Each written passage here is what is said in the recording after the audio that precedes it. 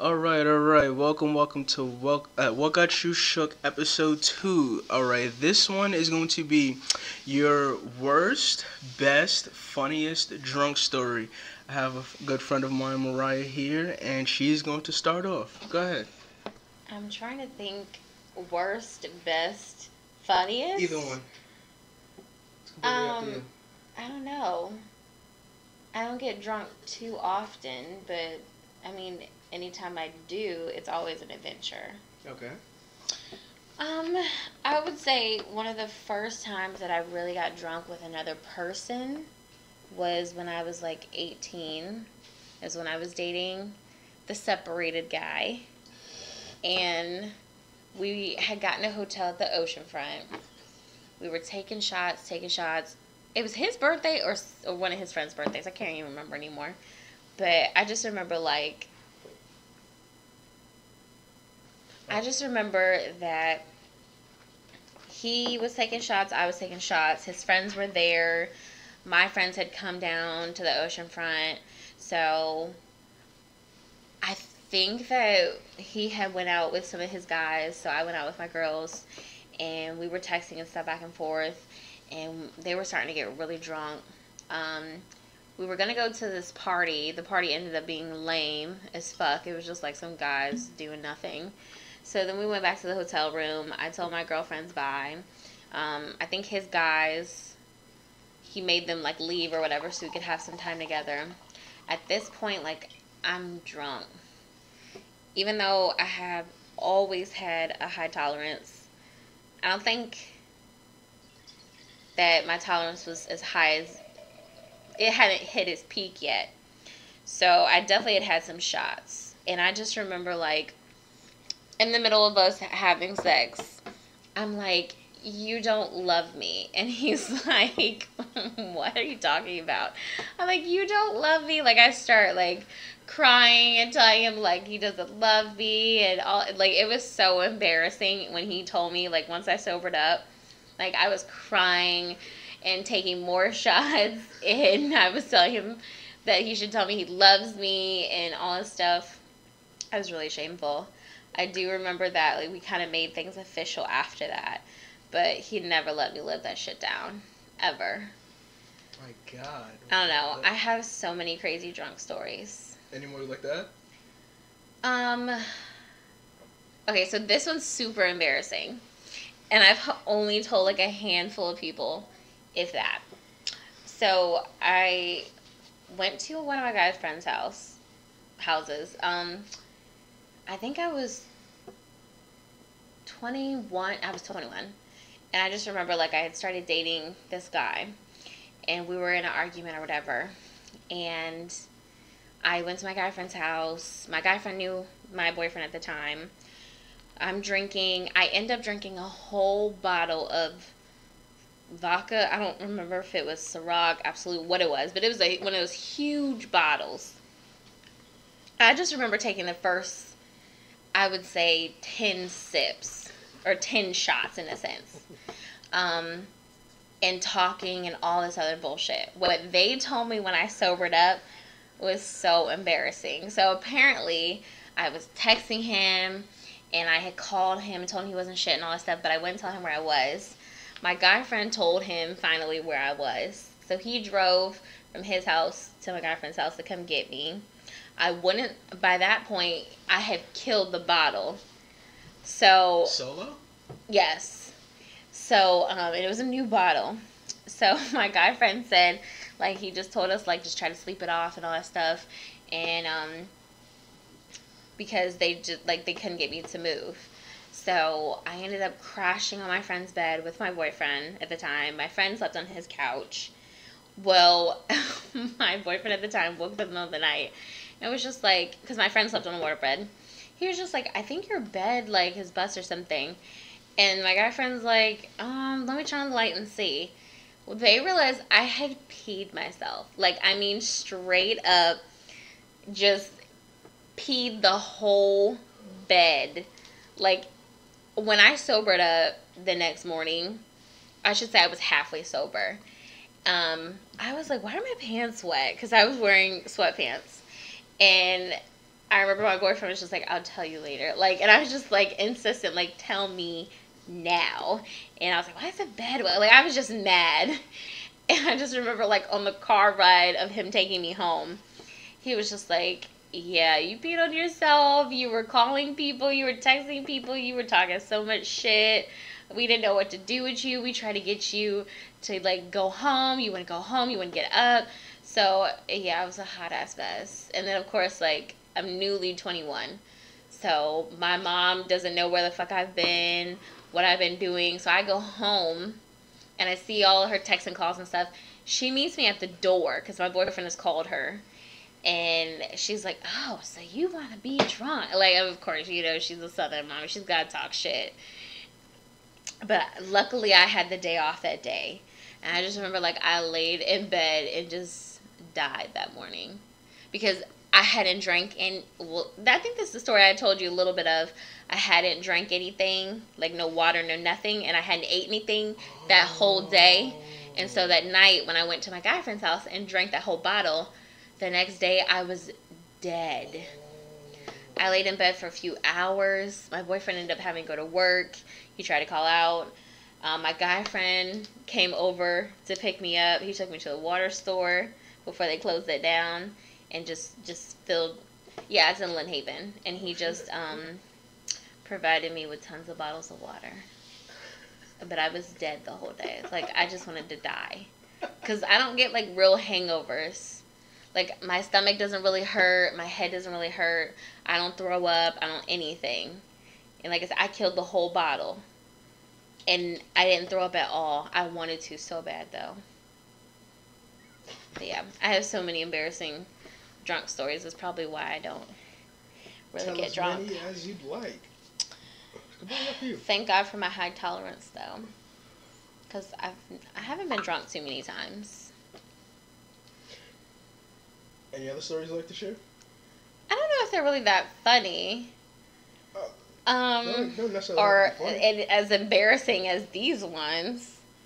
Tell as many as you'd like. Whatever you feel like sharing.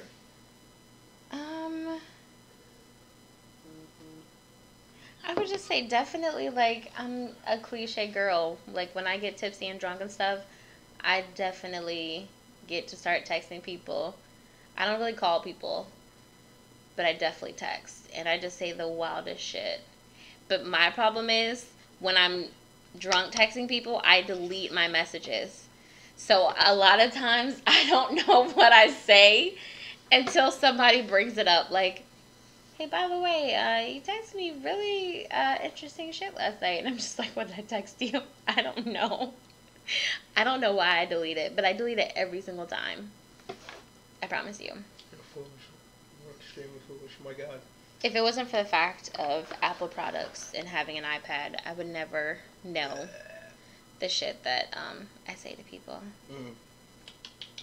I think I've even like sent pictures. I don't know if they've been like memes, if they've been sexy pictures. I know, like, I probably have sent like a sarcastic meme or something for sure, but I don't know. I do the craziest things. When you're twisted. I feel like I do it even when I'm sober, but definitely alcohol.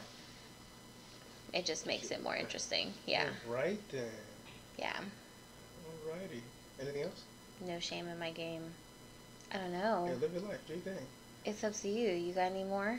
What? Any more? I could go all day. You just pick another topic. Repeating myself. Share as much as you are comfortable with. That's the whole purpose of the podcast. Do you think? I mean, what other topics she got?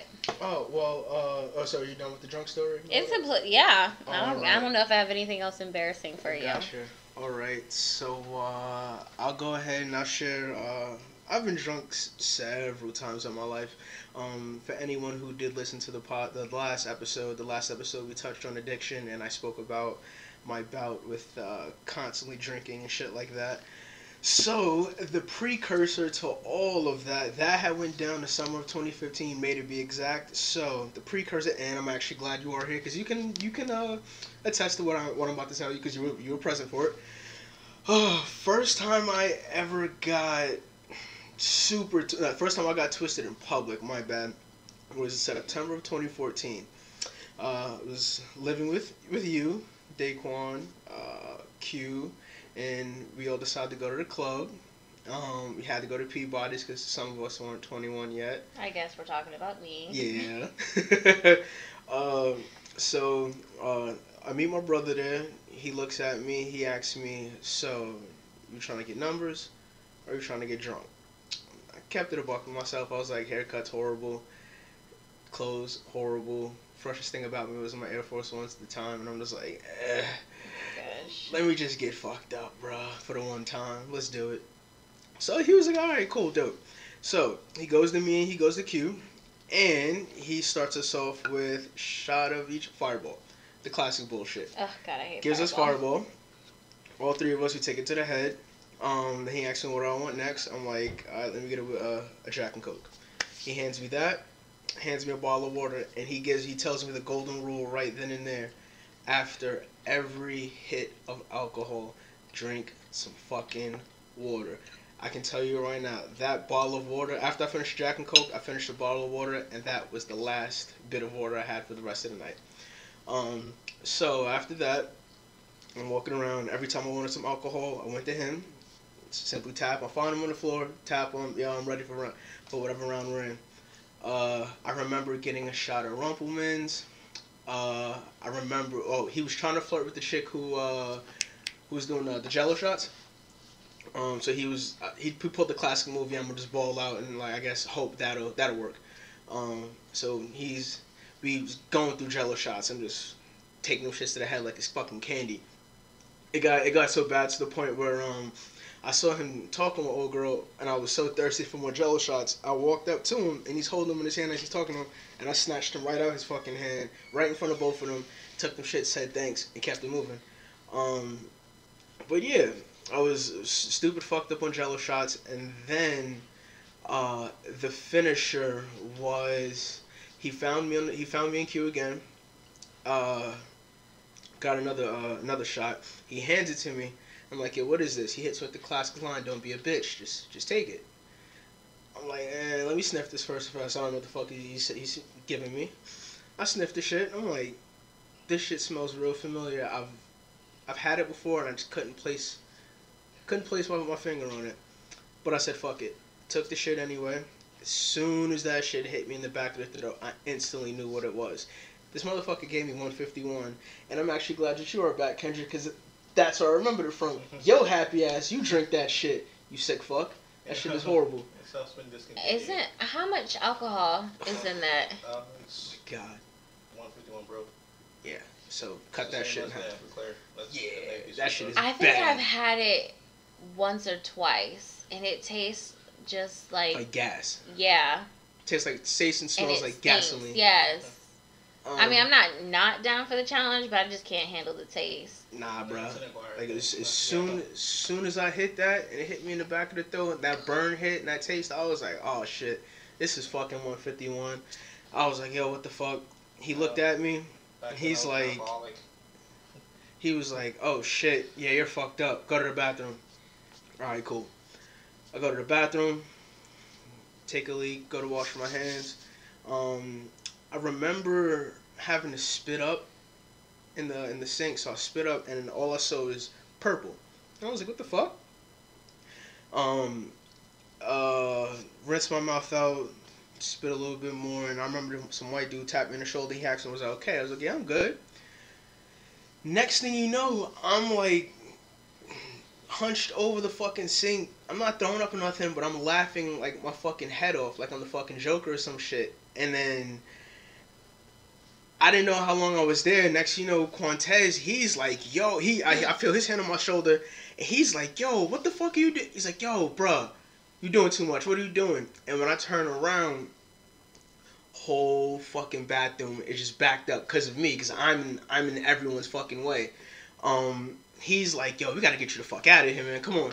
So he throws my hand over, throws my arm over his shoulder, and he's like leading me out. As we walk out the bathroom, here's this nigga G. G sees us, looks at me, looks at Q, walks the other way. Next thing you know, the bouncer, I guess he must have peeped it, and he walked up and was like, you gotta get your mans out of here. So G's like, oh, what the fuck? He trade places with Q. We walking down the steps. We come out the venue. You bust the right, and I remember as soon as he looked right, I see cops. I was like, oh shit. For whatever reason, I see cops. My brain's like, drunk in public. I need to I can't be doing this. I can't get arrested. Fuck that. So I put the little bullshit face on. I'm silent. We walking. We bust the right around the corner, and that is the last I remember until I woke up in Trey's room downstairs the next morning. When I saved you. See, you said I'm not gonna doubt you. You say you saved me. Everyone has a different version of that story. I just remember waking up in Trey's room downstairs, and at first I was like, "Yo, where the fuck am I?" Because I was like, last thing I remember was I was at the club with my peoples. Now I'm waking up in an unfamiliar ass space. I'm thinking I got kidnapped essentially. My heart was fucking racing. I'm like, "Yo, what the fuck? What the fuck?" Found my phone. Shit's dead. I'm like, "Oh, this is all the way bad. Like, I really got kidnapped. Oh no." Hop out the fucking room and I look in the hallway. I'm like, "Oh shit." I see Q and Daquan. They passed out on the couch and shit. I'm like, okay, they just put me in Trey's room. I was a heavy motherfucker back then. I was like, yeah, they wasn't trying to carry me upstairs. I understand. I go upstairs, plug everything up, turn my computer on, go to Facebook and Instagram, and my God, come to find out, as soon as we had hit that right, and when me and G hit that right, he was just recording me from Peabody's all the way to the parking garage on 31st Street. Just all the bullshit. So apparently I'm walking down the ocean front, drunk as shit, apparently talking to people in a Jamaican accent, telling random ass people hi. Some other shit. Apparently I said some shit about, oh my God, I really wish he was here, but whatever. I'll let him tell his side of the story when I get him on here. But apparently, from what he says, apparently I told him I wanted to fuck his girlfriend in the ass, and it's just like, what the fuck was I on, son? It was so crazy. But yeah, I'm watching myself drunk as shit at this point the next morning, and I'm just like, what the hell is going through my brain? Goddamn, son, like this shit was bad. Oh, you know what? It was bad, but the more I think about it, like I'm glad it happened because I mean, I was able to see another side of myself. So I did just remember another, All right. Go ahead. Funny-ish drunk story. Mm-hmm. So I think I told you the other night I got drunk with one of my coworkers, and she had a PJ party or something like that at a friend's house. So I will say that a lot of the people there got drunk way before I got drunk. Oh, shit. It was me and another girl. We were we have high tolerances, so we were babysitting the other girls. I had taken a big bottle of water with me because I know the rule about, making sure you drink water. Yeah, obviously haven't done it in the past, so I was trying to do it now. I ended up having to donate my big, giant water bottle, though, to the other girls who were drunk, especially my coworker. But I just remember, and she just reminded me of this last night when we hung out. We were talking about, I don't know if we were playing, Taboo or Truth or Dare or what we were doing. But I just remember, we were going around, it was Never Have I Ever. And so it's just getting real deep in here. They're asking, never have I ever had sex in a public place. Never have I had threesome. Never have I ever smoked. Just, whatever. And I don't know how this even came up, but it was never have I ever done something. And then they started talking about sucking dick and all this other stuff. And I just remember I was just I have no gag reflex. And they were just what? No way. And there's white girls in there's black girls in there. So I'm yeah, I think my white side took over. I don't have a gag reflex. And I remember the white girl was just I gag though. I was just And they're no, not true, not possible, whatever. So they give me a pickle out the fridge. And I'm dead ass, I can swallow this whole pickle. No lie. So you're just a champion out here? Yes. They died. And what's funny is my coworker brought that up last night. And another one of our coworkers was there, and she was just like, "Yeah, I showed her the video," and my other coworker was like, "Oh my god!" Like she was like, "Yeah, I didn't have any words." She was just like, she calls me Raya. She was just like, I was just like, Raya out here, just taking it. What the fuck? All right then. Yeah. Right, So I mean, I feel like my mouth is pretty reckless when I'm sober, but when I'm drunk or tipsy, it definitely. All the bullshit has come out. The filter's completely gone, ain't it? No, not completely gone. It's just like I'm just if I feel comfortable, then I'm like, yeah. But there have definitely been times where I'm drunk and I don't let anything loose. I don't say anything. I just have to be comfortable or be around people that I feel comfortable with. And I'm like, yeah, I mean, you only live once. Shit, I feel you. Why not? I just had the bad habit of just like, well, then again, now I think about it, every time that I did get drunk after that September, I was always in the crib, so I never got drunk in public after the fact, so I was always around people I was comfortable with, so I didn't really give a fuck. So the filter was 100% going every time. Motherfucker just heard it. If I've really gotten drunk outside, I do, I guess, get drunk inside, at least a building, whether it be my home or somebody else's home or a hotel room or something like that. Alrighty then. Yeah. Any other stories? Any other crazy drunk stories? You? Yeah, another one is Come on, we all know which one you want to talk about. And I've already given up all my dirty secrets. Yeah, that's the worst one. It's way worse. That shit was funny. But see, you weren't here. I talked about when I peed myself when I was drunk. Yeah. Alright, I've got one. Alright, so this was back in, I don't know, I was like 22, 23. I left the bar to go pick up Toastin. So I get around the corner to Toastin's house. I throw up on myself. Shit. Pick up Toastin, hit a Walmart, go grab some more clothes. Throw the other clothes away, make sure to grab my wallet and phone. Oh. Went back to Brandon's house and started drinking more. Bro, what the fuck? Like, body says, I get rid of it. Yeah, but the one you want me to talk about is the night we went to Wannabes. And I think I was on medication that night because, like, yo, I got super wasted. Like, I ended up in the back of G's pickup truck screaming about how much I loved Amanda. Was that you? Do you remember was, anything else? I don't remember anything else. Are you really, positive? Yeah, what else did I do? Okay. Do you mind if I say this then? Yeah, I want to hear what it is. Like, You really did, like, if I'm not mistaken, either you did whip your dick out or you were about to, and G was like, oh, wait, he's doing way too much. Time out, time the fuck out. He was really like, yeah, you get this nigga Kendrick's wallet, hell no. He was like, oh, hell no, it's time to go. Someone asked me to, and I was like, yo, why not? Yeah, like, it's time, like, yeah, put this nigga in the car, he gotta go. It's a wrap. I was like, yo, what the fuck? Because if I'm not mistaken, I was with G because... Yeah, it was Dan. Dan Streeter walked up to me. It was. And I was like, yo, I don't fucking care. Why not? Like, because I remember, I was in the room smoking and drinking probably. I probably got crossfaded, who knows. And he's like, yo, Chris hit me up. Motherfuckers is wild at Wannabes. We gotta go. I'm like, all right, goddamn it. All right, cool, whatever. And we fucking go. By the time we get there, yeah, sure enough, all y'all are standing outside.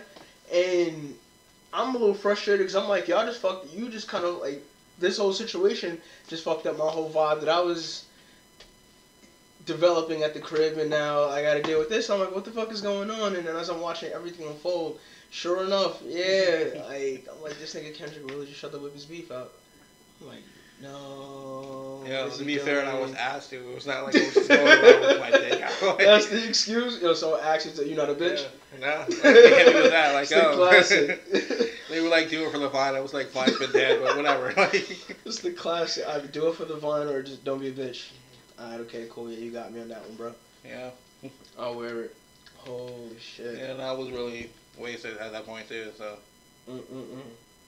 Any other drunk stories? Nah. Man, every time you guys tell a story, you just make me think of something else. It's almost as if I just, I buried this stuff down, all the embarrassing things I do. Well, they're not embarrassing to me, except for peeing on myself. But, yeah, I don't know. I just do the craziest things. Anything else? My life is wild. The wildest things. one time I was sleeping with one of my guy friends, and I just remember, like, texting him for a booty call. No, I didn't pee on anybody else. Calm down. I'm not R. Kelly out here. But I just remember, I had texted him or whatever for a booty call, and he came over, and when he got there, I didn't remember why I had asked him to come over, so I was just like, what are you doing here? And he was like, you literally have been and remember I told you I delete my text. So he's like, you literally have been texting me to come over. I'm here now, blah, blah, blah, whatever. I think he had been drinking too. So we ended up having sex and stuff, and I just remember, like, waking up and seeing his text, like, okay, you know, I'll check on you in the morning and stuff. And I was so confused, like, check on me for what? What are you talking about? So I called him in the morning, and he's like, yeah, I came over last night, we had sex and everything. He's like, you don't remember that? And I was like, I think I remember you coming over. I think I remember, like, flashbacks. But I was like, you tell me your side. He was just like, you were just like an animal. Like, you were just attacking me. You just wanted it. And he's like, wait. He was like, is your bed wet? And I was like, well, why does this always seem to be a common theme in my stories? But I was just like, you know, now that you mention it, it does feel a little damp in one spot. He was like, you don't remember squirting? I was like, oh my God. I died. But yeah, I don't really feel embarrassed about things. Hey, no reason to be embarrassed about the bullshit. Except for peeing. That was just traumatizing. And those were my favorite pants. I know how you feel. Like, I lost clothes. Exactly. Yeah. That's really what I'm upset about. Huh? You pissed himself? Like, Throwing up on himself. I threw the clothes away. Oh, true. Yeah, when I got drunk, I always, like, I don't know, I never pissed myself. It was always, I blacked out, and then I have to hear the aftermath from everyone else. I know. Yeah, I always enjoy hearing my things that I do later on. They're always pretty interesting. I'm always like, what was I even thinking about at the time? But then I don't care that much, so I'm just like, it happened. Yeah. Oh man, I know. What's up? Try the stuff. I know. What was it? One time. Well, shit. Most motherfuckers know about this shit at this point, so it is what it is. So, at the time when I was living with my old roommates and me and his girlfriend, we got drunk and shit. Like, I don't know. I guess she was going through it with the homie, and she was just telling me. I don't know if she was angry. I don't know if any of this shit was factual. But she's up there. Yeah, his dick is little. This and that. Fuck him. All this shit. And I'm just looking at her like, Oh, are we not saying names? Only because it's like she's annoying as shit right now. She plays too many games. She's still texting you? Yes. She just hit me up on Sunday. And that was years ago, though. Yeah, I know. Yeah. Wait, hun. Just tell me, is it? Is it a young girl or is it a white girl? Young girl. White girl's going. Okay. No, but a white girl belongs to one guy. And a young girl belongs to another guy. So that's how I'm trying to determine who it is. Yeah. It's a younger girl? Yeah, do I know her? Oh, shit. Yes. Yeah, right, she lived here. Same motherfucker who lived here, goddammit. Yes. Yeah. So it's the guy who likes to date young girls. Holy shit. You came for the man's neck. My God. That's a yes? Oh, is that a yes? I can't confirm or deny that. So that's a confirmation. That's a yes. Holy shit. Came right for the dude's neck. That's a yes. My God. But, yeah, like, we were sitting there, we was drinking and shit. Of course, it was the fucking Rumplemans. So we were just sitting there drinking. And what was it? We got drunk to the point where we passed out in his bed. Wasn't nothing crazy, we were just fucking passed out. My cousin ends up, I guess he the way he tells it was, he was coming back to the crib to find out if there's anything that we wanted to eat. He almost didn't do it, but he ended up saying fuck it. He had to walk into the crib anyway. So he walks into the crib, realizes shit is dark. He sees the liquor bottle empty, both of them just sitting right there. And he's like, what the fuck? So he's walking around the crib, can't find me, can't find her. Goes into my roommate's room and he's like, there's no fucking way, because he sees us passed out in the bed. He's like, oh hell no. So he's like, I must be seeing shit. I must be drunk. So apparently he goes downstairs, grabs his friend. He's like, I need a second pair of eyes for this shit.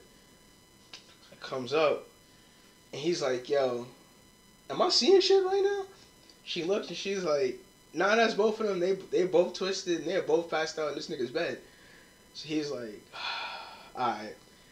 He takes me, she takes her. Fuck up. You gotta get the fuck up out this nigga's bed. You wildin' right now, bro.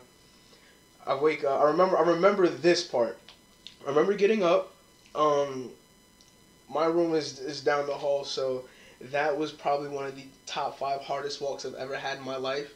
Because I'm walking, and as I'm trying to walk to my room, I'm ping-ponging in between the fucking hallway. Like, between the bathroom, the kitchen, cues, I'm just bouncing on everything. I'm like, holy shit, what the fuck? Apparently, my cousin, he finally gets me into the bed, and he just, like, he gives me some water, gives me, like, a pain pill or whatever, and he's like, yo, sit your ass in here for the rest of the night. Don't fucking come out. Don't say shit. Alright, cool. I went to sleep. Woke up again. At this point, roommates are here. I walk up front. And I don't know if they were wise to it at that point in time, and they were just playing it cool, or if they pressed me because it was so long ago. And like I said, my mom was so fucked up. But I do remember after the fact, I got clowned for the longest time because apparently while I was twisted, I got on Glide and apparently confessed my love for a friend's friend, and motherfuckers would just not let me live that shit down for the longest time. What friend's friend? Do I know this friend's friend? Oh. Yeah, okay. Apparently I got on Glide and we're just like in drink. But was it factual or is just drunk talking? A little bit of both. At the time. Did said person find out about this? Oh, yeah. Of course. Well, motherfuckers couldn't keep shit to themselves. What I learned, and me included, I'm not just about to throw everyone else under the bus. At the time, motherfuckers did not know how to shut the fuck up. That's how, like, half the shit went down. Because motherfuckers didn't know how to shut the fuck up. Myself included. That's why I kept to myself. But, yeah, bro, like, that shit was just crazy. I'm just like, well, lesson learned. Why do you think I kept to myself a lot? Because people couldn't keep their mouth shut. That's why I really don't befriend girls a lot, because they don't know how to hold water. Not at all. When what was it, when white girl left, word was she was, and I was like, oh, and this, your homie, I didn't know that. Yeah, your home, and her homie told me that, and I'm like, I thought y'all was supposed to be cool. What the fuck? Like, are you just gonna dish in your home like that? That's fucked up. Mm-hmm. But I mean, it is what it is.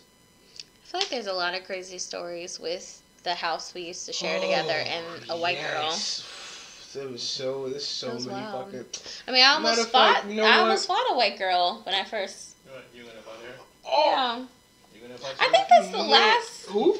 fight I've been in. Yeah, I heard about that. I was at work. Apparently, old girl called you a nigga and you wasn't having it. You kicked her. No, I think she called me a bitch. Oh, okay. She called me a bitch. I don't really take well to the B word.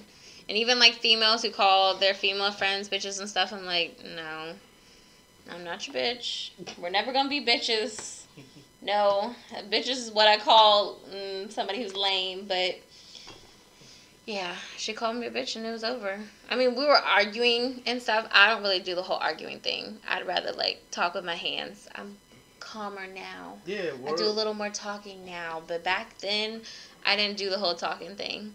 Word was he was trying to be peaceful, and then she... Yeah, and then she was being reckless and stuff. And I told her, like, you don't want this. You don't. I tell everybody that, like, don't let my smile and nice face and I was definitely skinny as fuck then. So I was like, don't let my little body fool you. I will fuck you up. And I won't care. And I just remember, like, all of the roommates were trying to hold me back. And I think, like, one person was talking to her, like, just calm down, stop saying stuff, whatever. And, you know, I was dating, well, I guess I can't really say my ex-boyfriend. I was dating my boyfriend at the time. And, he was just, like, you know, trying to calm me down, too, because he knows how reckless my mouth is. And I was just like, no. Like, I can walk away, but if she says anything, like, or if she does anything, I'm going to do something. And I just remember she called me a bitch and blah, blah, blah, blah, blah, and all that stuff. And I went for her. Yes. It took everybody to hold me back. They had to take me upstairs, hold me in a room, then take her out the house. And meanwhile, I see her from the window, so of course I'm saying shit. And then when I came down the stairs, because of course I'm stealthy, like I get away, and she's like taking her sweet time leaving and stuff, they realize, so they run down the stairs, get me, to try to prevent this fight from happening and stuff. And I'm like, look, just let her get this ass whooping. Oh my God. Oh man. Yeah, I was just getting the play-by-play at work. I was real upset because I was just like, this sounds like this is a gold mine to watch, and I wasn't here for it. Unfortunate. I don't do the whole talking thing. I don't think I've really been in a fight since. Well, that's good. Don't need to fight. Don't need to fight at all. It depends. Some people do need to fight. I don't condone violence, but there's some people you really should fuck up. But yeah, I don't think I've really had like a female fight since, I guess. I've had some arguments or like disagreements or whatever, but I feel like the older I'm getting, the more peaceful I'm getting. Hey, I respect that. Ain't nothing wrong with it. I don't respect it. I miss my reckless mouth. You miss brawling with people? What the hell? No, I miss reckless. I miss recklessness. Yeah. I feel like a sellout. You know? Any other drunk stories? Drunk stories? Yeah. I think that's it for me. All right. Anything else will just have to stay in the vault. I think other people may have more stories, but I don't Alrighty then. So thus concludes this part of episode 2. There will be more to come. Be on the lookout for that. Oh shit! What am I doing? Welcome back to episode 2 of What Got You Shook. I'm here with my homie Quantez. These are drunk stories straight from the fucking Marine Corps. God damn. You ready, my friend? Yeah. Alrighty, let's hear it. Alright, so boom. This one's straight from they're all from the MOS school, but this was the last day that I was gonna be there, and I fucked with everybody.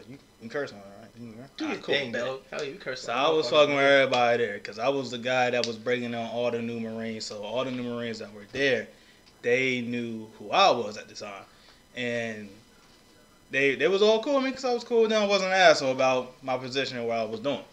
So when I was getting ready to leave, everybody was all sad and shit, like, oh no, he's about to leave and yada yada. And I was cool with people and shit.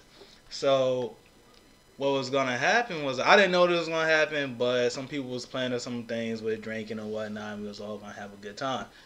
We decided that we was gonna have a cookout that day, and we had marinated sauces and shit like that, and we went to the grill on the side of the barracks and we started cooking, and we was having a little bit of drinks that we had in the room. We had sent somebody else to go grab some more alcohol later. It was our dude, I'm gonna say his actual name, call him James.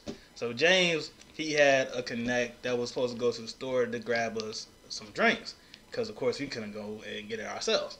So we all put our money together, so we should have a good amount of alcohol by the time everybody comes back. One of my roommates, he comes around the corner and he looks at me and he's like, yo, Spade, is that your stuff that's in the fridge? I was like, what stuff? He was like, yo, it's some stuff in the fridge. You should go look at it. So me and my other homeboy, we'll call him Jack. That's the other dude I told you about, the Jay. Mm-hmm. So Jack, he looks at me and I look at him, and we both start rushing around the corner. It looked like a little cartoon scene where they're pushing each other and hopping over one another. We're both going to end up at the same location, but for some reason it was a race and a competition. I ended up getting there. I won that shit. So I get into the room, I open up the mini fridge, and I go inside the freezer. Bottles on it, like, yo, bottles stacked on top of bottles, and there's more bottles in the back. And I'm like, he looked at me and was like, yo, did you do this? You put these here? And I was like, nah, I think I would know if I put these here. Like, as soon as he hit the corner, he said that, I would told him what it was. So my other dude, I'll call him Rodriguez. It just so happened he comes past the room. He looks in, He's like, yo, he smiles and give me the head, and I was like, yo, that's for you, man. We gonna turn up tonight. I was like, oh, you put these here? He was like, yeah, I put those there. I was like, you did this. He was like, I did that. I was like, oh, that's you my nigga, man. You fucks with me the long way. I said, yeah. So we all get to drinking and shit after eating and whatnot, and doing while we was eating. And fast forward towards night, we all start pre-gaming. The bottles finally coming through, and we looking at the other dude. What I said his name was gonna be James or something like that. We'll call him James now. So we looked at James. It was like, yo, where's the rest of the bottles? He was like, what you mean? Like, we gave you at least 100 and some change. There should be more bottles than this. Like, he was like, listen, man, I did my thing. We got. I was like, yo, we about to. You light-skinned nigga, we will beat you in this room. Man, you know what? I was like, we're going to have a good time, man. Everybody started drinking. So we all started drinking, and there's this thing called the E-Club that was like down the road and whatnot. And that's where everybody go, because we couldn't get off the base at the time, man. It's like, yo, we're going to go there and party and whatnot with everybody else. Go down there. This is exactly what we do. Now, fast forward while we're in the E-Club. Mind you, of course, everybody's twisted and drunk. Somebody gets caught for underage drinking. It's like, yo, out of everybody in this bit, why people gotta... How do you get caught? Like, you gotta be stupid. You gotta be doing something dumb. Mind you, everybody's getting tested as they're leaving the club. I was outside of the club at the time. I was smoking, so I was having to smoke with my other buddy, and we were like, you know what? We're just going to slide out the back. We're going to climb this wall, and we're going to go up the hill, and we're going to skip all that testing shit. That's exactly what we did. Got about that situation.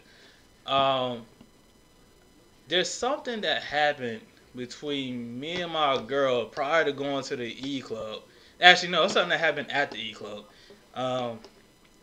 Now, I'm not a sucker nigga. Nothing's gonna make me get into my feelings when it comes to a woman, but I am petty. So before I was about to tell a part of the story that made me look like the bad guy, I gotta rewind a little bit so you understand why I did what I did. So while I'm in the E-Club, me and my girl is there too, and we were just chilling. This dad said, and I think it was like one gay friend that came up and one that was straight. She starts dancing with these two dudes, like the straight dude and the gay dude. I'm not sure why, but she thought it was going to be cool for me to hold her purse or something like that while she was doing that. I looked at her and I squinted my eyes, and as she sandwiched between these two niggas, I was like, oh, okay, alright. Yeah, you're not going to hurt me, but I just felt like it was disrespectful. I know I'm not wrong. This is smoothly disrespectful. So I'm going to be a disrespectful nigga too. So as soon as they shut down the club, me and Johnson walking up the hill, it's these two chicks that I know. And we'll call one Stephanie, one Tiffany, two short little white bitties. And they look, nigga, they ass fat.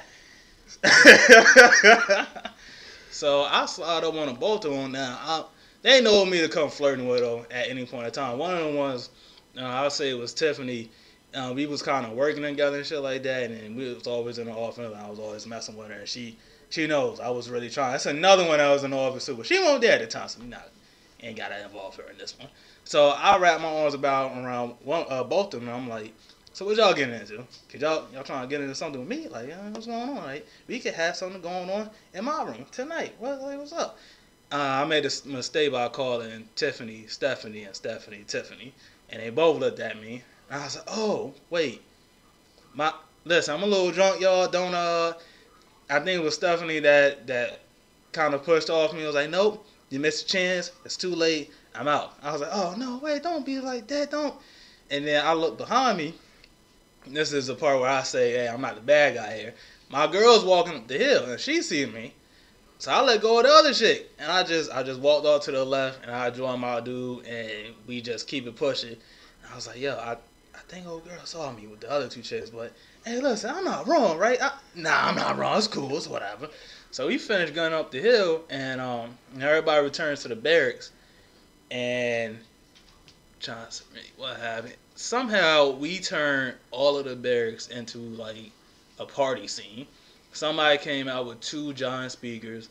They had a little mixer, a tablet, more alcohol was being passed around, more alcohol than before. So we looked at our dude James and it was like, yo, this better not be the alcohol, because you went upstairs and you came back down with more cups of secret shit, and it just so happened the secret shit was alcohol, and it was, what happened to the money, man? Like, what happened to it? He was like, hey, man, I told you it was going to be all right. It'll be all good, baby. Don't worry about it. I was like, this nigga here, bro. All right, man. So we all just started sipping. And there's a party going on. But I don't know where the duty sergeant was. I don't know who was on duty that night. It was supposed to be, like, rovers and shit. You would have thought that there was no security. There's supposed to be one rover upstairs, one downstairs. It's supposed to rotate in the middle. It's supposed to be a duty sergeant, and it's like you would have thought no one was there, or maybe they was cool with it. I don't know. Maybe they got paid. Maybe they got a little bit of alcohol in their system. All I know is it was loud music. There was lights going off, and we looked like that scene. And fast forward and shit, I somehow get upstairs to where the rec room was, and I walk in the rec room, and this bitch is trying to get me back by laying across 3 dudes. Yeah, she got her, like, she's a short chick, so she's really stretching across 3 different bodies. And I looked, and I was like, oh, I'm not gonna find me some other chicks then. So I walk out the room, and then she comes following up behind me, and I forgot how she turned the whole situation on me, but I think I forgot what she did at the E Club, because this is the part of the story where everything starts blurring and mixing, and I wake up the next morning. But for some reason, she comes to my room, and she's happy and glowed up. And I was like, do you remember what she said to me last night? I was like, no, yeah, of course I remember everything. And she's happy, hugging on me and kissing me and shit. And you would have thought I told her I was going to marry her, but I ain't do that shit. Yeah, I know I wasn't doing that. So I don't know what I said, but I put game on. I said something. Got me up out of that jam. A few days later, I was about to leave, and in all these stories, no one gets in trouble. No one has any punishment done to them. It's surprising because we were B company, known to be one of the worst companies, but A and C got in trouble the most. Damn. Yeah, they were staying there longer because their school was longer, but B, y'all stayed there for like 3-6 months, and I was there for a long time because I had to get shoulder surgery and shit like that, so I had a lot of stories going on there. That's that first one. All right. So that was the first story of the fuckery going on in the Marine Corps. Y'all getting drunk and shit. Y'all being foolish. All right. So you want to just go straight into the next one? Oh yes, let's do it. All right. So we'll go into graduation, graduating week. So. Me and a few of my buddies, another group, they were asking people around the class, like, yo, do y'all want to go to the beach this week? This week, and I was like, well, we're not allowed on base. Mind you, it's the most strict restriction you can have. If this blows up, by the way, I'm gonna need you gotta delete all of this. You get like up to like 500,000, all this gotta get deleted. It was cool in the beginning where it was just a few people, but I don't need the government. Like, hey, we gonna have to go ahead and give you that dishonorable. Oh shit! And them niggas was petty. Anyway, so I'm trying to remember. Oh yeah, so graduating week, they was all walking around the class like, hey man, we gotta go to the beach this week, and we was on the most tightest restriction that you could possibly be on. You can't wear civilian clothes. You gotta be in camis 24/7 or any military attire. You can't leave the base. If you try to leave the base, you better be dying. There better not be no doctors on that base for you to be outside this fucking base as a student. So these niggas just started going like, yeah, I leave the base every week.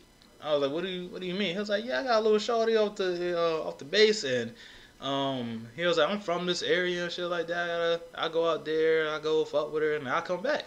And I was like, how do you leave? He was like, I just hop in this taxi and I leave. I was like, so how do you get back on? He was like, I showed them my ID.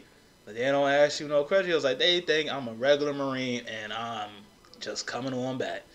And this nigga, maybe I can do this shit. So, fast forward to the weekend, we're all about to leave and whatnot. And I'm like, hey guys, it's Well, I didn't just address it to them because they looked at me and I was like, yo, Spade, why you wearing what you wearing? I was like, what you mean? I was like, well, I had a green skivvy shirt on, and that's part of the uniform. That's for for our camis. And then underneath, I had my green skivvy shorts. And I had my jeans on top and some regular tennis shoes. And it was like, yo, actually, it's these shoes I'm wearing right now I had on. Yeah, it was these ones. And I was like, yo, so why you dressed like that? I was like, listen, we coming back on base and something happens, I could change real quick and look like I never left. And they was all like, all right, whatever, that's not going to happen. Yeah, okay. So we hop in the taxi, we leave, we get to the beach. Of course, everybody's having a good time. People are sipping a little bit of alcohol. In this story, this is like the beginning of me finally saying fuck the rules, but I wasn't just underage drinking just yet. So I was still sober, and I was like, listen, if we get caught, I'm going to have to clear I'm going to have my lies ready to go. So, so we finally, everybody finally get off to the beach because it was like this parade shit that was going on. People was getting food and alcohol. One of the dudes that was in the group, called him Tyler this time. So Tyler, he somehow gets, and I don't think Tyler was underage. He might have been overage to drink. If I remember correctly, he looked old as shit, so he probably could have. So he gets stupid, twisted, drunk, and it's these two girls. This is what made me grab him and start rounding up everybody else. It's these two girls that's on the beach and they're tanning and they got their tops off and whatnot. He sees them. Mind you, these are some fine ass women. These some real authentic California bitches. Now, I would have tried it, but you know what I mean, I had to grab him. He goes over to them, lies on the ground next to them, and was like, "Hey man, you two bitches is fine as fuck. You want suck my dick and all this other obscene shit that was just mad disrespectful." And I'm looking at him like, yo, I can't believe I'm watching this right now. We're all going to jail today. We're all going to jail. I'm gonna get demoted, and it's gonna be the end of my career. So my other homeboy that was in the group that was telling me about how he had the girlfriend on base, he comes up to me and was like, listen, we're going to get up out of this jam. You're going to grab him. I'm going to strap through chicks. So I was like, all right. So he goes to the other side of the woman, and he's like this pretty boy. So he goes over there. He flashes a smile at them and says, hey, I'm sorry for his behavior. He's a little drunk right now, as you can tell. He started joking him a little bit. The girl starts laughing. As soon as they start laughing, they're looking at him. I grab Tyler. Like, come on, you stupid, dumb motherfucker. And there's another dude in the group who's like, he had to be like 26 or 27 at the time. He's older. Yeah, you could join up to like 27 enlisted. So he was definitely older. I'll say he was like 25, 26. So he was older. We'll call him Tavion. So Tavion, bigger, older dude. Just, you could tell he was working out and whatnot. And when I first walked around to grab everybody kind of blew me off because I'm the same as everybody else. I'm same age, same rank, all that. They're like, we're not leaving, we're having a good time. And I was all right, bet. Yo, Tavion, I need you to round up everybody because look at him. He's drunk. We're all going to jail if we don't leave right now. Now, I'm not trying to go to jail. You trying to go to jail? He's like, no, I'm not trying to go to jail. That's what I thought. Let's grab everybody. Let's go.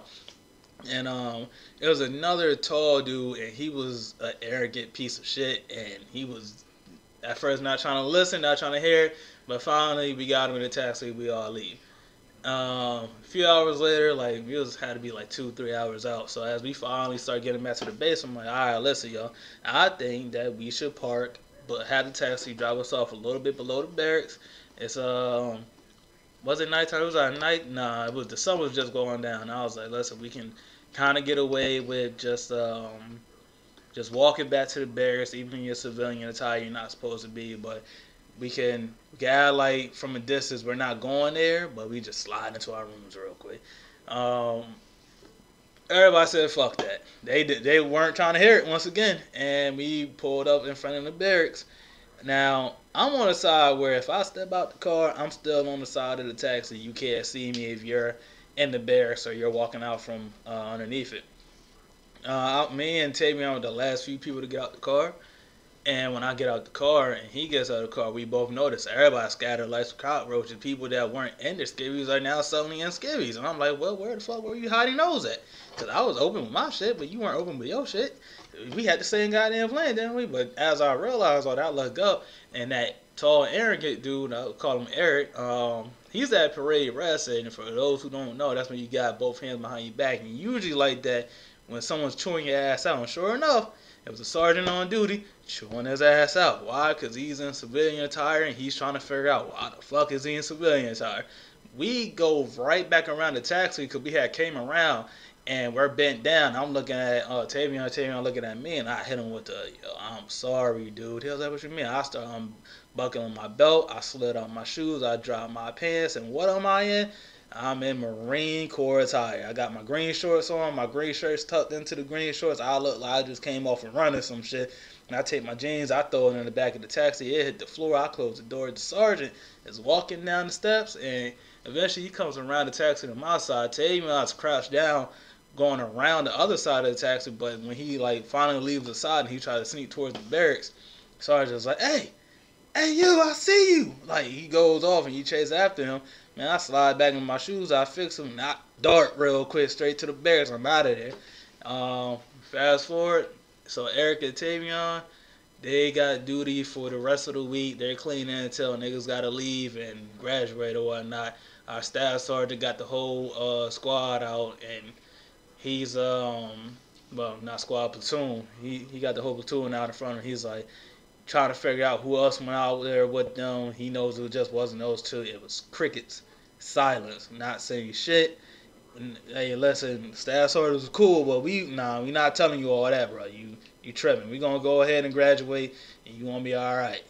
So yeah, that was the end of that. That was the only time niggas actually got in trouble. Well, I didn't. I never get in trouble. I never get caught. So you just skating on all the bullshit. Goddamn. Not with it at all. Alrighty. And what was the very last story, number 3? Alright, so the third story. This is a little bit after I graduated and whatnot. And I had to stay there a little bit longer because my shoulder got separated and I had to get surgery. So as I'm there and I got to deal with all the rules, I'm sick of their rules. So I'm doing my own thing. I already left base a couple times. I got tattoos and shit. I'm doing whatever the fuck I want. Come time where I think there's this trip that's being planned by some people that's a part of a club for the Marine Corps, and they take us on trips to go to the mountain skiing and shit like that. It was a spring break thing going on with a whole bunch of college folks, and I don't know why people thought that was a good idea to put Marines around college children. Like, that was going to be alright. A whole bunch of drunk motherfuckers that do nothing but dumb shit daily. They go with college students? That's too much freedom. It's too much goddamn fun going on. So we signed up for this shit, and I don't think you had to put in your money. I think it was just the first few people that had to go and sign up. As soon as we heard about it, me and my dude, this was last, I'm not going to say the last name because you contract that back a little bit. We'll call him Curry. Yeah, I'm going to go with Curry. He look like, he don't look like Curry. But it's funny, y'all. So, me and Curry, we go and sign up and shit. At the time, I'm dating this chick. It's the same chick from the first story. And we'll call her Alexis. Little short white blonde chick. So, Alexis, I don't sound like a white girl name. Anyway, so we fast forward to the day that we're about to go on the trip and whatnot. I was at the hotel with her, and we had just woke up from, the night beforehand. I was like, I was busting them down, you know. So we wake up in the morning, and Curry, he's blowing up my phone. I was like, yo, what's up, man? He was like, yo, don't be late. The bus is going to be here in like 1 or 2 hours. Make sure you here. And I know what she was doing. I was like, of course you do. Man, you was blowing my phone up last night. I was like, yeah, I did that on purpose. I was like, all right, man, whatever. So we hang up, and she tells me, hey, don't let me hear nothing stupid going on. I don't want to hear no rumors. I'm like, what rumors? She was like, cheating, nigga. I don't want to hear nothing about cheating. I was like, all right, you gonna be all right. Don't worry about it. A few weeks before me and her got together, it was this one guy who wanted to talk to her, but of course she wanted to talk to me. I didn't know what was going on at the time, and he was doing things like stealing kisses from her and shit like that, and she wasn't with it. at all. She thought he was a weird dude. This was before me and her actually started talking, so I won't really dealing with it. He, after me and her got together, kept trying to chill with me, be the best of friends, and I felt like he was always trying to work. Like, had I did something weird or out of line, I felt like he was gonna try to report it back to her so he could have his no chance of getting it. So with that being said, that's his background in the story. And when we finally get to the bus and we're on the bus, we're finally going to the place where it's like it's supposed to be a little spring break thing out there. And we all get off the bus. Right before we get off the bus, me and Curry is like, yo, we're going to have to ditch the mole. And he don't get a name of the story. We're just going to keep calling him the mole. Cause that's what he's here to do. He wants to be up underneath my wing. As soon as I do something wrong, he'll probably be there so he can report it back. And no, I don't have any plans on doing anything wrong. But, you know, it's spring break. It's a little bit of alcohol involved. Who knows what might happen? Who knows what stories he might try to fabricate. Not trying to be narrow, not trying to have nothing, you know, going on like that. So we get off the bus. The instructors, they tell us, hey, don't be stupid. Don't do nothing that's going to be stupid. Don't get caught doing anything stupid. And, of course, we hear all that. And the mole guy, he was talking to somebody. And as his back was turned, it had to be like 8 or 10 of us. And we all knew what time it was. They all know what I was trying to do and how I was moving. And we're all connected like that. So we all dip on him. All 8 of us, or 10 or whatever, vanished on this dude. He didn't know what happened. So we'll see him later in the story. We all go to a supermarket real quick. I don't know what supermarket has liquor, but there's one out there, and it had all the liquor, my dude. Like, it had the liquor, the beer, all of it. And we had like 2 guys in the group that had to be above age, and they was buying the shit for us. So we still won the shopping carts, and we dropped 2 boxes of Bud Light in it. And we all take a happy-go-lucky photo, and one of the guys is holding the beer, and I had to crop that dude out. And well, I didn't crop him all the way. I had to crop out the alcohol at least. We eventually get it down to the lake. And now what's going on at the lake, I think we just so happened to come across this shit, or somebody might have told us about it, I can't remember. But we get down there, and it's like a little festival going on. So if you might know what I'm talking about, you might not know what I'm talking about, so I'll describe it. It's like a line of boats at the edge of the lake, and it's different types of parties going on at the boat. So you might have music. It's just some model-looking type chicks that just look like they're there to advertise or whatever. And you got people just partying, going crazy. You got beer bong going on, other eating events and whatnot. 2 white bitches, they walk up to me and the crew. And me and my dude Kirby, I was like, yo, y'all trying to take a shot with us? And they were like, yeah, sure, but you guys got to take shots first. And we're not here to get fucked up. So you all take these shots and y'all come party with us and be easy. So I get them to Waterfall real quick. One of them actually takes the bottle and gulps it a little bit. And I'm like, oh, okay, she's not here to play games. And she was like, well, now y'all got to do shots. So I do a regular shot. One of them sees the beer bong. I was like, but she was like, one of y'all won't take a shot at the beer bong, though. And I was like, you right. That's stupid. Not beer bong liquor. Are you crazy? I'm not even sure who bought the motherfucking beer bong, but it was that one of the stands that was selling them. And my dude Curry, he goes, I'll do that shit. And I was like, nah, listen, let me talk to you to the side. It's like, don't let these white bitches get you fucked up out here. You are wilding. You don't need it. I don't need John. I don't say his name. Curry is a little bit bigger than what I am. So I tell him straight like this, listen, I'm not rolling you on the bus. I'm not trying to carry you. You heavy as hell. There's no way. You muscle and fat at the same time, and you wilding. He was like, listen, man, it's going to be all right. I know everything you say is right. Well, everything you're saying is right. But I'm going to go ahead and take that. And he goes and he do it. And 5 minutes later, he's by the trunk of a tree puking. I'm like, yep, look at you. Stupid. You dumb nigga.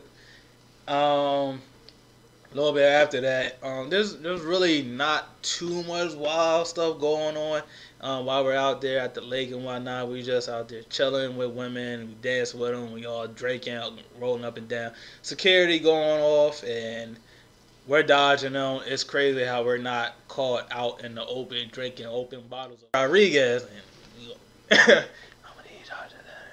You know, say my dude Rodriguez, he comes back to us, and he has a dude on his shoulder. I can't remember who exactly it was, but it was one of the Marines that was with us at the time. So Rodriguez tells us about how he found him drunk on the grass somewhere, and somebody was trying to run his pockets. I was like, oh, that's crazy, bro. But you say one of our Marines, that's all right. Pass me my gin. I had bought some gin earlier while we was at the supermarket, and that's what I was on at the time, and that shit was heaven to me. So he goes, oh, well, about the gin. I was like, what about the gin, man? We had a lot of it in there, man. Like, we did not drink all that yet. He goes and he tells me, well, part of the story was that I had to take the bottle of gin and hit somebody in the head with it, and it all broke. I was like, yo, son, that bottle has ridges all over it, and it was damn near a full bottle, the volume in that bitch. And I was like, you killed somebody, dude, and we gotta leave. Leave him dead. Don't call nobody, no ambulance, 911. This is how I know I'm gonna get away with murder if I ever had to be in that situation. I know exactly what I'm on. I'm on that we gotta go, nigga. Leave that body, don't touch nothing. Fuck the glasses. You might get caught with your fingerprints, but I'm not going down for your bullshit. We out of here. As we finally leave and the sun's going down, we go find something to eat real quick, and we found a few people that just came from the little lake shit that we was at, and it was other Marines that was with us at the time. And this is just a little pit stop in the story where I was trying to actually mess with one of the girls that was on the bus with us, and she was known to get around a little bit. We'll call her, Tiffany's just a basic name for somebody in the story that I just don't feel like coming up with something too intricate. So we'll go with Tiffany. So Tiffany's sitting in between me and Curry. And Curry knows that I'm with another chick back in the base that didn't come with us, and he knows that the mole is somewhere around here, but we don't know exactly where or what he's doing. But he sees me talking to Tiffany and whatnot, and she's like, what I'm saying, whatever I'm saying is whispering into her ear at the time. It was a minute ago, I don't know. But we were playing around, joking, and I was getting ready to make some move. I can't remember exactly what it was. But right as I'm leaning in close towards her, Curry comes out of nowhere and he mushes me in the face. I looked at him, astonished, like, nigga, you need to explain this. Like, what's going on? He gets up, wraps his arm around me, and he walks me to the side. I was like, listen, man, I'm saving you. I was like, saving me from what? He said, from yourself. Like, nigga, I don't need saving. What is going on? And I was like, you know what? Fuck it. You ruined the mood. You fucked me up. It's over. So I just stopped. I just dropped the ball there. But, yeah. I try later on in other stories, but we're going to say that for another time. So fast forward right before we get to this hotel where everybody from the little spring break was headed to, we finally see the mole. The mole is in the car. Mind you, the mole has to be like, I say 5'4". He was a real short dude, and it was, I'm all for curvy BBWs.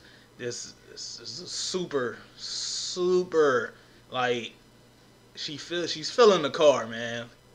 I'm sorry, I ain't got nothing against big women, but this chick is too big for him. And they're just going at it face to face, just slobbering all over each other. I'm sorry, I'm picturing it right now. It was wild. And me and Curry is like, oh shit, there you go right there. We was looking for him the whole time, and he's just, alright, well, we'll let him do him. And we leave. We didn't go try saving him. We don't like him. Fuck him. He gets snatched up by some big chick that just want to gobble him up. He had a good time, I guess. So we get back to that little hotel. Mind you, we ain't got no room there. We wish we could have stayed overnight, but the bus is coming back at like 11 or 12ish, and we're just looking for parties for real, like little hotel parties that might just let us in. So me and Curry, we get on the hotel. It's just us at the time, and we get in the hotel. And we get on the elevator, and we're going up to a room that we saw from outside that was like that looked kind of lit. And there's these two chicks that's on the elevator with us, and we start talking to them. Now they're hanging with us. So we get off the elevator. We tell them what we're about to go do. We about to head to this party there. We're talking to these chicks like this is our party. It's lit, and we hosted it, and we got the bottles. Man, we get to the hotel party. We knock on the door, and dude answer was like, "Yo, we shot party with show. Like, what's going on? Like, yada yada." And he points to the two chicks. He see how bad they are. He was like, "They can come in. Y'all two can't." I was like, "Come on, dude. Don't do this, man. Like this. They go in the party. We done lost the bitches. We didn't get in the party. We could only see from the outside. I mean, to be honest, I ain't trying to shit on the party, but ain't look like they had bitches in there anyway. We bought the bitches. Like, this is all they could do was run a train on. That's about how it is. We won't even try to be a part of that. We just want to get in the room. That's it. Man, but we got into another room somewhere else, and we was kicking it with them. Just so happened though, in this room, there's my guy in there, and we'll call him Chris. He was also part of the group right before. Mind you, by this point in time, everybody got split up. So we're kind of just collecting Marines like little kids collect Yu-Gi-Oh cards at the time, and all these niggas is rare cards right now because we ain't seen them in hours. Like, Chris disappeared a minute ago. Finally catch up to him, and he's coming out the back of the room like, yeah, I just hit this that MILF chick that was downstairs outside with us. Now, I remember when he was with us, it was a chick that looked like she might have been a prostitute, and I swear up on down on my life she was selling. But apparently she approached him like she liked the way he looked, little pretty porn star looking kind of dude, and she wanted to fuck. So that's exactly what they disappeared to go do. I dapped them up. I said, "Good shit on you. Let's round everybody else up before the bus come." Somebody is spilling alcohol, throwing bottles, and we're all running through the hallway trying to get away from the scene. And that's the point of the story. I'm not sure how we got there, but that's the very next scene that I remember. Somebody doing dumb shit, and we somehow got word that security is looking for a group of people doing dumb shit in the hotel. I see a camera. I looked at the camera. I looked away from the camera. I said, "People, there's a camera over there. Don't look over there. It's too late for me." And we all went to the elevator where we thought we couldn't get caught, I guess. And then somebody said it was a bad idea, so we got off the elevator at 7th floor. Said we're gonna take the stairs. As we're going towards the stairs, there was security roaming the hallway. They didn't look at us. They didn't ask us no questions. Nothing was going on. They was just roaming, I guess, and we played it cool. Got past them, quick walk to the stairs. We got out the hotel, went around looking for more people, linked up with them. Eventually, we making a time to get back to the bus. Even the mole dude, he somehow made it back to the bus as drunk and slobby and twisted as he was. Nobody got caught for underage drinking. We all get back to the base. We get off the bus. We thought that maybe because we all had to stand in a formation, we all thought that they was going to do an alcohol test, and this is it, man. We was all going down. Everybody that was in this formation was going to end up getting some sort of form of punishment, NJP, kicked out, whatever was going to happen to us. Just so happens that somebody got off the bus, straight to the barracks room and went to sleep. They found them. So that's the only reason they was holding us there, trying to get accountability to everybody. And it was like, well, alright, the Marines can go. And I was like, yeah, fuck y'all, man. I was just holding us here for no damn reason. I'm tired of shit, bro. And I'm drunk. So I leave, and I finally go to sleep. That was it. Another little adventure with no problems, man. No problems. My God, y'all was some wild motherfuckers. And you mean to tell me your happy ass not once got in trouble for none of this fuck shit? Nah. What the fuck? How'd you manage to avoid all the bullshit? Keep it real. We had a tight. Actually, honestly, we had a tight group, man. Like nobody was on. Well, except for some people. Most of us. It's like you got a small circle of us, and it's like an outer circle. The small circle was doing such a good job of keeping everything low key that none of us got caught. Mind you, there's 3 different companies. There's Alpha, Bravo, and Charlie. Bravo known to be the shortest people there because they're the people that had the shortest amount of time there because our schools are so short. But we're known to be problematic. But Alpha and Charlie kept getting in trouble because everybody snitching and telling on each other. But Bravo company, we're all tight together. We had an underground network of people bringing and moving alcohol. We look like the cartel in this bitch with cocaine. This is wild. And Yeah, we had fucking pat mules and shit. Like if you see a nigga with a backpack just walking around with a backpack, and he got caught, he probably got alcohol in the backpack because he was moving it around for niggas like me. Holy shit! But we just didn't get caught because nobody was at least telling him, and nobody was doing nothing stupid. Even niggas that was like higher than me that knew I was drinking. He called me out one day. He was down at the E Club, and I was drunk playing pool. He was like, Spade, man, what is your drunk ass doing here? Or not doing what I was doing something crazy. And I looked at him and I was like, how you know I'm drunk? I was like, you're not supposed to know. Because he was like I said, one step above me. And our little hierarchy that we had going. He was like, Spade, man, I know you drink. He was like, just as long as you don't do nothing stupid, I don't care. I was like, oh, bet. I appreciate that, man. And like I said, nobody's snitching. Thanks for not snitching. As you take a sip, I'm crying. Holy shit. Well, I guess that wraps up this episode. Well, not this particular episode, but this particular part of episode 2 of these ridiculous ass drunk stories. Like I said, these are straight from the Marine Corps. Goddamn. Y'all have a good one. Alright. Welcome back to What Got You Shook. This is the final installment to our drunk episode. I'm here with my jackass of a brother, Giancarlo. And what's up, y'all? He's here to take us on a trip. Go ahead, my brother. So I'm gonna keep it brief. Everything from like when I turned 21 and forward, because I'm not trying to get no bars, no nothing else canceled or closed. So what we can do is, I remember the biggest fuck up that I had was when I was dating this girl named Sarah. Now, this shit was a little unnecessarily extra. Kids, don't do this. Don't ever drink and drive. But what I did was I got fucked up and drove. So I told her I couldn't make it to my house. Mind you, my house was literally a 3-minute drive from her place. So I leave the bar that was also at the entrance of her neighborhood, go into her neighborhood and get to her house. When I get to her house, I run up on the curb, have to back up, and then she comes outside and tries to help me out. I puked. I shit you not. I must have puked like The Exorcist on the whole side of the house before I just fell flat on my fucking face. And now her little ass tried to pick me up, take me inside, clean me up. That was probably the worst experience I've ever had. Then, another thing. It doesn't have anything to do with Sarah, but Sarah's in the story.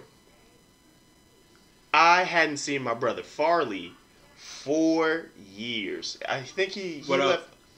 You went to South Carolina and you came back. Yes, I did. And then when you came back, I still didn't see you until we somehow like linked up somehow. Later that year, yeah. Mm-hmm. Well, I went to his house just to say hi, and then they all decided to go out to Peabody's. Oh, you're telling the story. You're telling your version of the story I told. All right, go ahead. Oh, yeah. Oh, yeah. So we go to Peabody's.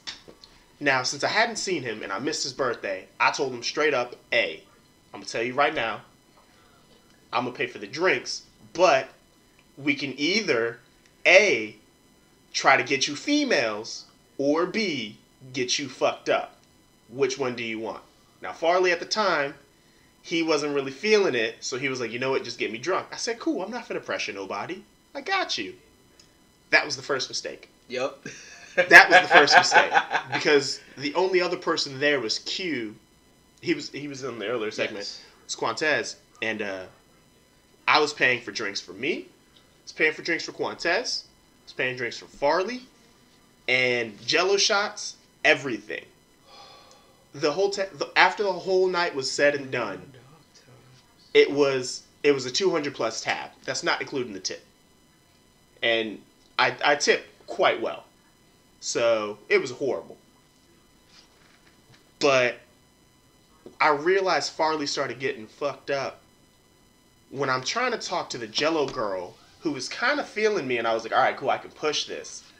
Don't roll your eyes at me. She was trying to get with this light-skinned ass nigga. Anyways, Farley said he had to go to the bathroom. I was like, cool beans. Forgot that he existed. So me and this Jello girl are still talking, laughing, having a good old time. And then his buddy Quantez comes up and he's like, hey, yo, G, where's Farley at? I said, I don't know. Last time I checked, he was going to the bathroom. Cool. Quantez decides to go into the bathroom to see if he's in there, and he comes out and he looks at me and he's like, "AOG, I'm gonna tell you right now, I'm an ain't shit nigga. Off rip. Off rip. I saw that it was an emergency, but I also saw the chance for me to get this number. So I looked at Quantez and immediately looked back at the girl and started spitting game. And this nigga was just stuck. Unbeknownst to me, Farley's in the bathroom, laughing his ass off, being fucked up and just belligerently drunk. And Quantez is trying to get him. Now, Farley's small now. He used to be big body back in the day. So Quantez is trying to get this nigga by himself. And it's a two-man job for a one-man person. Quantez was little body. He wasn't finna do this. So we get him. And Quantez is like, G. At this point, I can't really just like ignore like I don't know these two people. Farley is sitting there laughing, being loud and extra. So I go, get Farley under my shoulder, and Quantez leaves for a second to get everybody else. Bouncer comes, only sees me and Farley, and says we both gotta leave. So I'm like, damn, it's not even 12 o'clock yet. Actually, it might have been 12 o'clock, but we got kicked out the club at 12. I have to go downstairs with him. He's laughing, everything else. There are cops at the bottom of the steps. And Farley immediately is like, oh shit, I gotta sober up. And tries to put on the cleanest, soberest face I've ever seen. And it had me confused because I was like, what happened? It's just, you were just so drunk a minute ago. As soon as we leave Peabody, you have to go down the steps, out this little foyer area. There are the cops right there on the sidewalk. And then you take a right. And it's like 15 steps to the corner. And then we take another right to get to where our car is at. The moment we took that corner, Drunk Farley was out here. Drunk Farley was super out here. Loud, laughing, talking this reckless stuff. Am I allowed to talk about what you were saying? Go ahead, because I said from what I can remember, and then whatever I saw, like whatever you decided to post on Instagram and Facebook. Mm-hmm. So you didn't post everything, so tell them everything. I'm gonna go with it. It is what it is. I was broken up with Sarah at the time, and Sarah wasn't talking to me, like, at all or whatever. So Farley is here talking to me. Now, mind you, I still kind of love Sarah, but it's neither here nor there. But Farley is here talking to me, talking about how he wants to fuck my girl in the ass. And I'm just looking at him. Mind you, we've been friends since 8th grade. But he's trying to tell me that my ex, who I'm still kind of in love with, he's trying to fuck in the ass. I was like, what do we do? How do I react to this? Because he's really ODing right now. And then I decided, all right, cool. I'm just going to call her to let her be aware that Farley is a little too intoxicated. And don't worry about anything that he texts you, calls you, or do whatever. So I call her. Chill, I wasn't that much of a savage. Absolutely. That's literally what you said. No. I wasn't going to call or text it. Yeah, but I didn't know. You came to me talking about how you... following summer, as you don't know. Yeah, you came to me talking about this. So, I called her. She picked it up like, yeah. And then she hears me on the phone, and she's like, yo, what the hell? Why are you talking to me? And I was like, look, I'm just calling to let you know Farley's some OD things. Farley's talking about you. Don't text him. Don't answer him. Anything that he says tonight, don't listen to it. Yada, yada, yada. I hang up the phone on her. Now, I don't like to hang up on anybody. So, if I hang up the phone on you, you fucked up. But I hang up the phone on her, and then I got to get Farley. And as we progressively walked, Peabody's on like 21st Street. We had to get to like 30-something Street. As you progressively walk, Farley can't walk less. Farley starts walking less and less and starts dragging his feet more. So I have to help him into my car. We get into the car, and Farley at this point is full Jamaican. I've never heard a more legit Jamaican accent. I actually thought Jamaican accents were fake when I heard Farley. He was out here. And we get into the car and we're driving, and he's rolled down my window and leaning out, yelling at things. Oh my God, this is amazing. I love my brother. This is an amazing night. And he was annoying me, and I was like, Farley, real talk, I just want to steal off on you. Well, I didn't have gas, so we pulled over to the 7-Eleven. And the 7-Eleven attendant, when Farley came in there and started talking some wild, reckless stuff, looked at him like he was a field slave that just learned how to read out loud. Just looking at him all confused, like, why are you looking around like that? Go ahead. We get there, and Farley's like, hey, yo, since you do all this, I'll pay for the gas. I was like, cool beans. But Farley, you need to wait outside. So Farley's giving me his card. I'm trying to make it work. And then I hear a crash. And I'm like, what the hell? So I told the gas attendant, hold on a second. And I go outside. Farley, I had a Hooters mug in my car that I kept when I had my first little red truck, and then I had my white truck. I had a Hooters mug in there. And he broke that shit. Shattered it all on the ground. And was just laughing like, my bad. So I got him out of the car, and I had him sit on the curb until I was done with everything. The gas attendant gave me, a broom and a dustpan. I cleaned everything up, came back inside.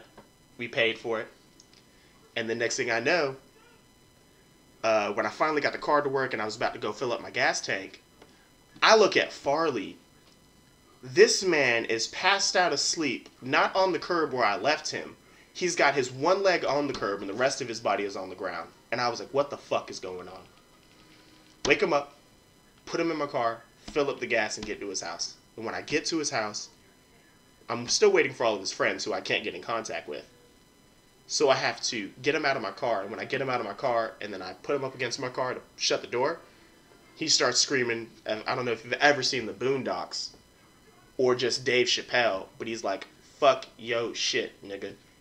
And he starts stepping on the bumper of my car and kind of kicks it off. So it was hanging. And I just looked at him like, yo, I have to steal off on you. But I'm not because we're brothers. So I'm carrying his big ass to his front door. He can't find his key because he lost his key and he lost his grandmother's necklace, which we found out later was actually in my boot, but that was like a week later. And then I put him on a chair that was in front of his house. That chair only had 3 legs, and I didn't know that. Put him on the chair. He falls, busts his ass, and is immediately asleep. And then I have to wait for his friends while I sit on the hood of my car eating some flaming hot Cheetos that Farley paid for, and he's passed out asleep. It's probably the drunkest I think I've ever seen you. Yeah. That was definitely a wild time, but I enjoyed it. I had fun. It was definitely an experience. Makes one of us. Yeah. Oh yeah. I know. After the fact, Mom was pissed off, but I mean, she got mad at me. Yeah, she got mad at you because I was drunk in public. Jessica tried to save us because she was like, at least he had someone there. Someone was looking out. He just didn't, just wander the streets. First off, the oceanfront fucked up in the game, so I can respect it. Your mom never should have been mad at me. I did everything I possibly could. Hey, look, man. She was like, you dare let my child be this drunk in public. Hey, look, you know how Mom was. If the roles were reversed, she'd have been on my ass too. Any other stories, my brother? I'm trying to really just think of things that aren't bad stories, which is the hard part. I mean, if you want to share bad, by all means, do your thing. Like I said, share whatever you like, whatever you're comfortable with sharing.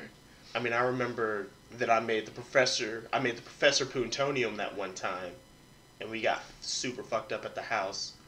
Or I made the Nutcracker drink.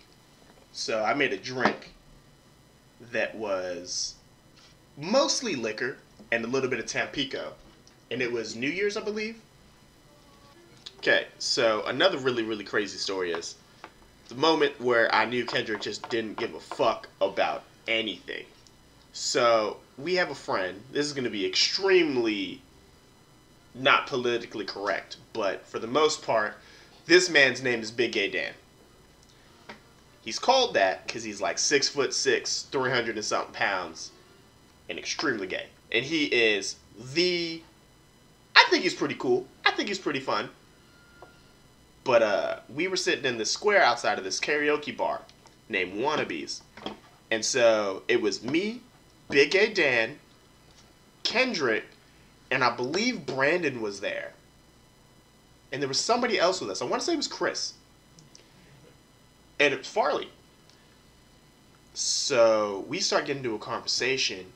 And then out of nowhere, we start talking about whipping dicks out for dick measurements and like dick sizes. And this man, Kendrek, dead ass is like, I'm not scared. Let me cut you off. I have no parts in none of this bullshit. I was Too smoking, late. I was smoking the weed that I was smoking. And Too late. On some other so shit. we sitting right there, and Kendrick's like, I don't give a fuck. I whip my whole dick out. What's the worst that can happen? All the dudes there are like, no, let's not do it. Big A Dan's like, do it. Let's see what you got. No balls. It's the worst thing that you ever say to Kendrek, because Kendrek actually doesn't give a fuck. He'll do it. So there's a conversation between the naysayers, you shouldn't do it, and then Big Gay Dan, who's like, hey, yo, do it, Kendrek. You won't. And Kendrick's having I think a debate right now, like, yo, he says that I can't, so I feel like I have to show him wrong, but then I just whip my dick out in front of a bunch of dudes for no reason.